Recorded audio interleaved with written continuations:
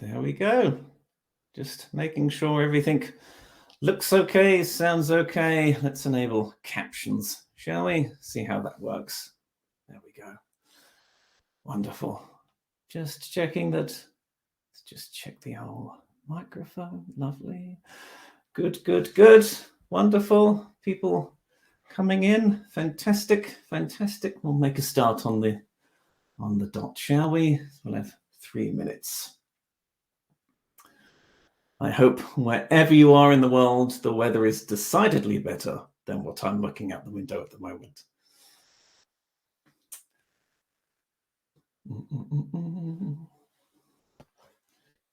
Let's see. Q&A, okay. There we go. Looking at all the tools at my disposal.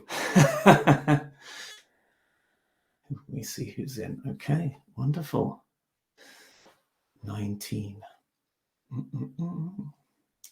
Make start in 2 minutes. I had to frantically get my standby webcam because the one I was going to use wasn't working. That was a last-minute panic. So yes, it feels very close. Feels very close to my face. I don't know. I can't really change how zoomed in it is, but never mind. Never mind. Technology.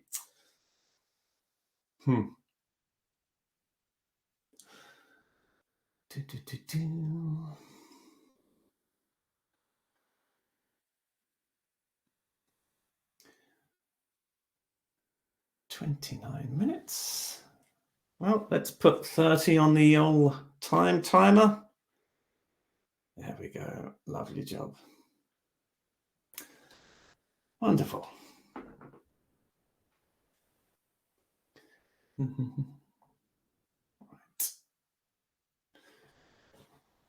Okay.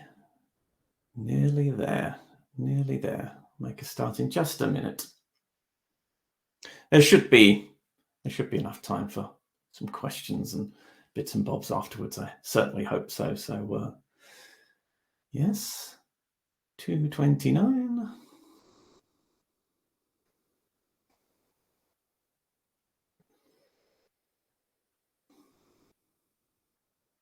Okay. 2:30. Well, let's make a start, shall we? Right. Well, hello. I'm M. Scott, or M. Scotty. I've been working in the fields of design and user experience for over 15 years now, and I'm delighted to be talking to you today about the user experience of YouTube advertising. This session was originally going to be an article which I began writing in 2022, but upon review, I thought it failed to deliver a conclusion I was satisfied with. Medium Day is perhaps an opportunity to deliver in a different format. So today, this updated and unpublished article will form the basis of my talk today. So as always, your thoughts and feedback are very much welcome. I chose to watch a 20-minute video on YouTube. Before the content played, I was presented with two 30-second long advertisements, both of which I could not skip. After 1 minute of video content, I was then presented with another advertisement. Again, I could not skip that one either. I asked myself why experiences like this are frustrating, and I came to the following conclusions. First of all, the continued depletion of trust for engaging with online advertisements prevents me from directly interacting with such ads. I feel it is perhaps a tenet of a savvy internet user to not engage with links where the destination is obfuscated or indecipherable. 2, engaging in live television feels somewhat passive in that the broadcast continues in your absence. You tune in and accept the schedule. YouTube videos are played by your action. And so as users, we perhaps apply our usual level of internet tolerance. Similar to a slow-loading web page, we're highly aware of the length we wait between request and expected outcome. 3, I personally felt that the quality of the chosen video's content and information was perhaps not deserving of such advertising barriers. And finally, included was an advertisement for a Google product. This particular ad I'd seen an extremely high volume of. The Google product in question is one I had no interest in purchasing. To what extent would an advertisement need to appeal in order for a user to directly interact with it? This is, of course, very subjective and contingent on various attributes of the user. As a privacy-aware individual myself, I feel somewhat confident to claim that I'd never knowingly click on an internet advertisement. If it was an item or service of interest, I'd search for further details independent of any loaded Learn More button the advertisement may provide. This practice is primarily etched into me from an internet security perspective. I tend not to click on links within unexpected emails as to avoid falling foul of phishing attacks or compromised web pages. I have no issue with online advertising. I do have an issue with manipulative techniques, deceptive tactics, and tracking technologies. The concept of me wanting more relevant results feels somewhat moot given the absence of trust. In the era of data breaches and unethical privacy practices, how can users feel at ease with tech giants building and storing behavioral profiles of internet activity? In a way, less relevant advertising may suit some individuals better. The volume of time and technology devoted to hoping a user interacts with an advertisement can feel out of balance, particularly when compared to that of technology designed to protect people online. Similar to deceptive cookie compliance messages, when these organizations do provide means to opt out, the result is often far more complicated and deliberately obscure. One can lose themselves within the Google data and privacy rabbit hole, pages of toggles, switches, and subcategories, all designed by Google to help you protect yourself from Google. Perhaps trust would be restored if internet advertisements returned to a more basic, transparent format. Strip away the insidious tracking scripts, remove auto-playing video, or return to still imagery accompanied by text description and clear link for further details. Erode the perception that internet ads are a thin veneer over analytics, tracking technology, and profile creation. Whatever it takes to prevent me from hearing about some sort of weight loss trick that Big Pharma is trying to silence, which contains a unique and completely natural formula backed by years of scientific research, and all I need to do to learn the secret is to follow the link below. Often, we never asked what topics of advertisements we would be interested in seeing. It may appear that no middle ground exists between locale and activity-based advertising. This may relate to research practice. In user research, we're told to avoid asking people what they want. Instead, observe the behavior exhibited. People can claim to have done or have an interest in something as to better align themselves with a desirable group or some ideology, a part of social identity theory.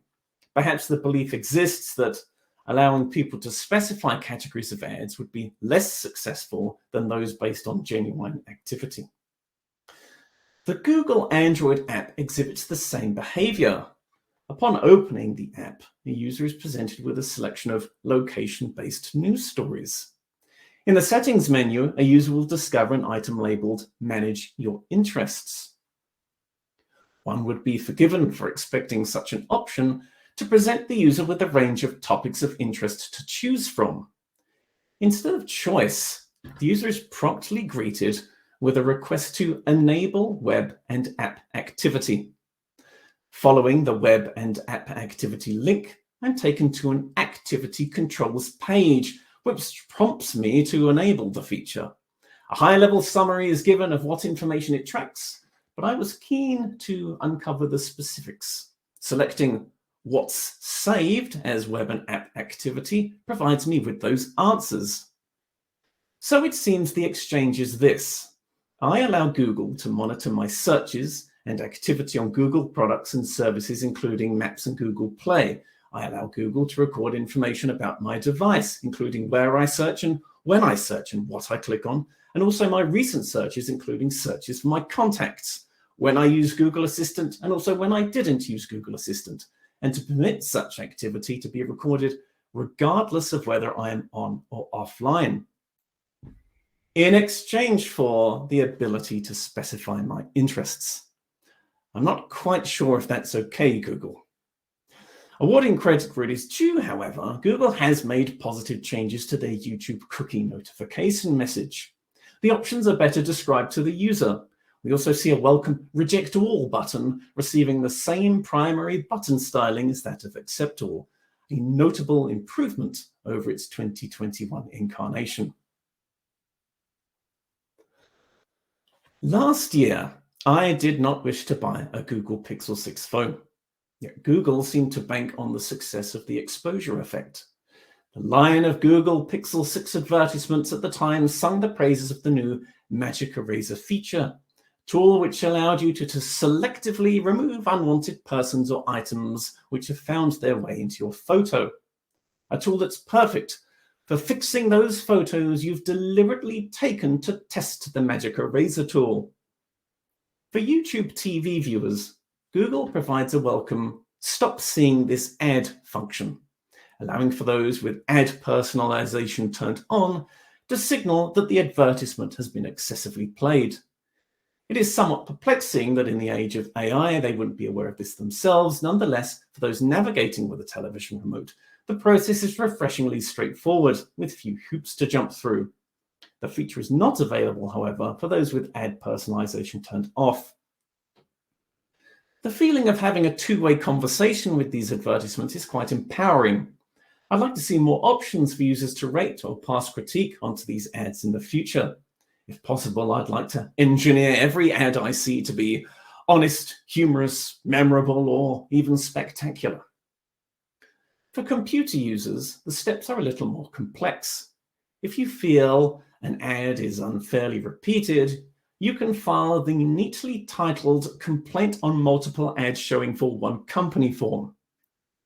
To access the form, you need a Google account, and with that comes with your agreement to the Google privacy policy, which the last time I checked was around the 5,000 word mark. Once you've provided answers to the 6 mandatory questions and decided whether you want to optionally provide Google with your telephone number, you can submit your complaint, along with some account and system information, which is discreetly hidden behind 12-pixel text link in the footer. Still, the option is there at least. Perhaps we will see a future where web browsers are equipped with some form of decentralized ad manager, a way to privately tweak advertising preferences, prevent repetition, and support an ad block list independent from ad providers themselves. I quite enjoyed Twitter's method for curating my advertising preferences by blocking the corporate profiles which I had no interest in. That too, however, requires an account. I ask myself again why the repetition of advertisements on YouTube feels significantly more frustrating than those appearing on a standard television broadcast. I can think of a few factors which may contribute to this. Shorter videos increase the frequency of ad roll at the beginning and end of a video. A video that is 8 minutes or longer can have additional advertisements also play in the middle of the video. The adverts can be very direct and boisterous in their goal to have you click the button to learn more. The adverts are platform aware and may even guilt you for contemplating skipping the ad. Thematically, the adverts can be very different to the video content, and the adverts prolong the time it takes for your action, clicking the video, to deliver the expected results, watching the video. I want to briefly cover a more positive aspect of advertising, to balance the perception this talk may give that adverts are unwelcome. Advertisements can be powerful works of art. They can make us smile, they can make us cry, they can introduce us to new music, new visuals, and subjects of much debate, whether it's IKEA's migrating t-shirts on the Honda Accord's Rube Goldberg machine. We all have an advertisement which stays with us, which we found funny, emotional, or inspiring. A good advertisement can feel like a fair trade. Your attention was duly rewarded with a piece of creative expression or art. Art that was drawn, designed, perhaps animated by talented individuals who utilized their skills to produce a product. I didn't intend to talk much about YouTube video content itself, focusing instead on the experience which encapsulates it. The content, however, is the user's motivation and the reason they are there, interacting with the various advertisements and interfaces. As I thought about the content, I asked myself, to what extent has the YouTube ad system influenced content creators, potentially moving them away from producing the content they would like to? Certainly, in the videos I've watched over the years, there appears to be a notable increase in an outward display of platform awareness, requests of like and subscribe, and ring the notification bell, along with the various graphical overlays to reinforce such requests from the audience are in abundance. Discussions of the mysterious YouTube algorithm also permeate these videos, referenced in an almost comical or defeatist manner, perhaps an acceptance of how that code remains the arbiter of success regardless of what quality output is produced. With the continued use of the YouTuber moniker, the content these creatives produce in their platform-dependent career falls further from platform-agnostic classification. It is destined for YouTube, made for YouTube. It would feel out of place hosted independently or on a competitor's platform. The blame here is not with the creators, however. Perhaps it lies with the competitive landscape or lack thereof. Naturally, it would pay for the author to double down on the platform which it perceives to grant the most significant rewards. Deliberately misleading video thumbnails, emphasis on shock, outrage, bemusement. Just like the birth cry of search engine optimization, we see familiar attempts to exploit or capitalize on the system by savvy authors. This is observed in other industries. In the book Virtual Identities and Digital Culture, Christopher R.K. Ollendorf attributes some of Drake's popularity on Spotify to being savvy to the mechanisms of streaming. The track lengths have decreased while the number of tracks per album have increased, resulting in an increased rate of overall streams. Of course, we should not impose an artistic or quality barrier to YouTube. Indeed, the platform brings joy in unexpected ways, catering for a wide gamut of entertainment appetites. Budding videographers and animators benefit greatly from YouTube's monolithic reach and community feature set. Enthusiasts of all types enjoy the process of presenting their hobby and craft to the world, though equilibrium needs to be pursued, however, to allow human creativity and genuine passion to escape the shadow of the algorithm canopy. If a return to simpler, more transparent advertising seems unreachable, to what extent would a user pay for the content they currently consume on YouTube? Using a service like YouTube Premium would remove the advertisements. It may not remove the influence of ad revenue on the content, however, not in the immediate instance, perhaps. The value proposition, of course, is down to the individual. Would you exchange your Netflix subscription for a free tier model supported by advertising? Maybe.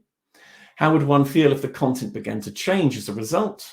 The programs born in the era of streaming and binge watching have morphed from the era of commercial breaks and previous episode summarization. Are Netflix and other streaming services comparable to YouTube Premium? Perhaps not from a content level, but maybe from a human behavior standpoint. Both may fight for your attention when the working day is done and an evening on the sofa beckons. Despite all of the frustrations and interruptions of advertising, is it still preferable over submitting to yet another monthly subscription service? Perhaps the attitudes of tolerance for advertising differ between generations, or does the value of YouTube Premium increase if the viewer consumes content from a wider variety of channels? In broad terms, the experience of YouTube is a very positive one.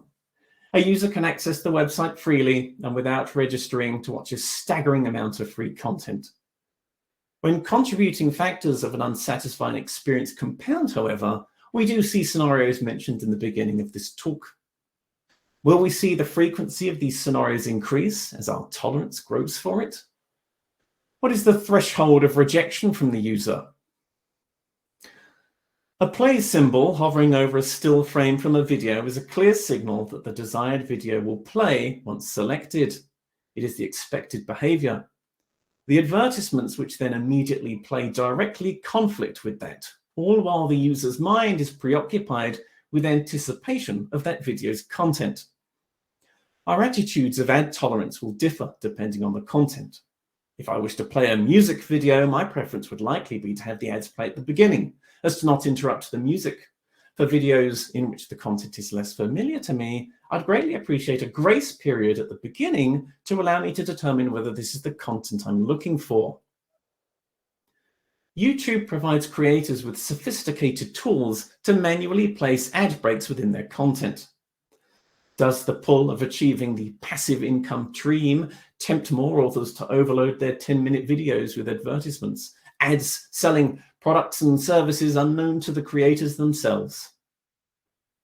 Perhaps in this age of AI, where a future filled with AI-generated, counterfeit, and regurgitated content beckons, we should champion the ways in which consumers can directly reward the creators of original content they choose to subscribe to. YouTube provides this very mechanism with channel memberships. What doesn't channel memberships remove? The advertisements. Still, according to Google, creators do receive a monetary share for attracting a premium subscriber audience. It seems like we're still waiting for someone to invent a tool which gives the user agency over the advertisements they consume. If you're aware of one, however, dear listener, do let me know. Thank you very much. There we go. Thank you. Thank you for listening to my talk. Little bit. Well, let's see. Let's have a look at the QA. Oh, we have some questions there. Wonderful. Yes, I hope that was there was some food for thought there. I give this talk with the expectation that 10 minutes. There we go. With the expectation that a lot of this talk was personal observation, personal preference. So I do welcome lots of conflicting opinions, queries, and things like that. So please ask away. I see we have comments here. The worst is when you're watching a video that is an ad and they interrupt it so you can watch a different ad. Ah, yes, the worst is when watching a video that is an ad and they interrupt it so you can watch different ads. Ads within ads, ad section. Blimey. Yes, that doesn't sound good, does it? We have a question here.